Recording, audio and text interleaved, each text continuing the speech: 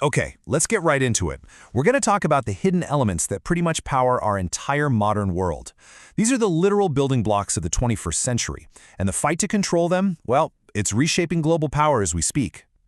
So, think about it for a second. An F-35 stealth fighter, a shiny new EV, and the smartphone that's probably in your hand right now. At first glance, they seem worlds apart, right? But they are all completely dependent on a small group of pretty obscure but absolutely essential minerals. And those minerals are now at the center of a massive global competition. They're called rare earth elements, or REEs. But here's the first kind of funny thing about them. The name is totally misleading. These elements aren't actually rare in the Earth's crust, not at all.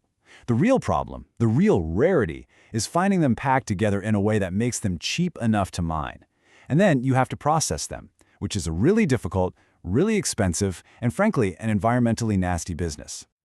So, how did one single country manage to get such a stranglehold on these incredibly strategic resources? How did they turn them into this powerful geopolitical weapon? Well, this didn't happen by accident. Oh no, this was a deliberate strategy that was decades in the making. You know, this famous quote from China's former leader Deng Xiaoping way back in 1992, it was basically a declaration of intent.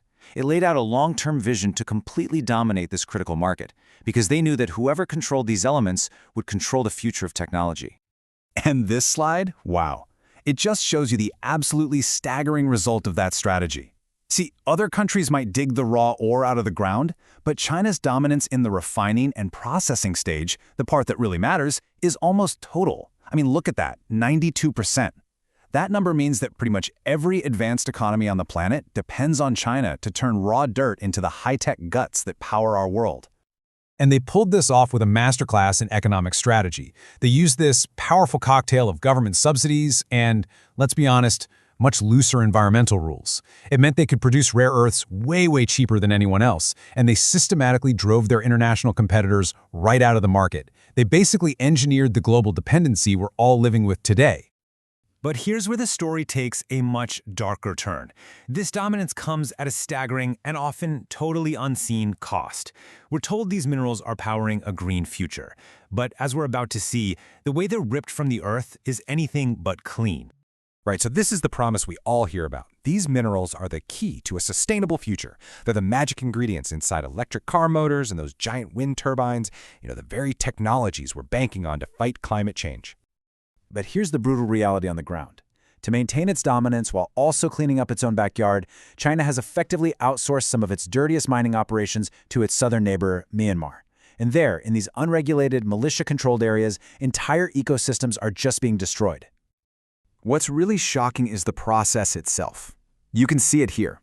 It's called in situ leaching. And believe me, it's as destructive as it sounds. They literally pump entire mountainsides full of chemicals that dissolve the earth. This toxic sludge then gets collected, and it leaves behind this poisoned, dead landscape where nothing can grow and the water is literally deadly to drink. And the human cost is just as horrifying. This is what one mine worker described. These workers, sometimes with no more protection than plastic bags on their hands, are constantly breathing in and touching these toxic acids. It leads to terrible respiratory problems, skin conditions, and all sorts of other life-threatening health issues. And this devastation, it's spreading like wildfire. Global demand is just soaring, and because of that, the number of these toxic mining sites in just one region of Myanmar jumped by over 40% in only 2 years. It's a gold rush, but one with absolutely catastrophic consequences. So you've got China's near total control on one side and the world's desperate, growing need for these minerals on the other. What happens? You get a fierce geopolitical conflict, a new great game for the resources that are going to define the 21st century. You know, this tension isn't exactly new. The first major shockwave hit way back in 2010. China cut off exports to Japan during a diplomatic fight, flexing its resource muscle for the very first time. And as you can see, that one move kicked off this multi-year battle at the World Trade Organization. In the end, it forced China to drop its official quotas, but it did very little to change the reality on the ground. But that WTO ruling couldn't fix the world's deep dependency, right? It just lit a fire under everyone to start a global scramble for new sources. And, as this table shows, the minerals are out there. Sure, China has the largest known reserves, but countries like Vietnam, Brazil, and Russia are sitting on these huge deposits. The race was on to turn these numbers on a chart into a real working supply chain.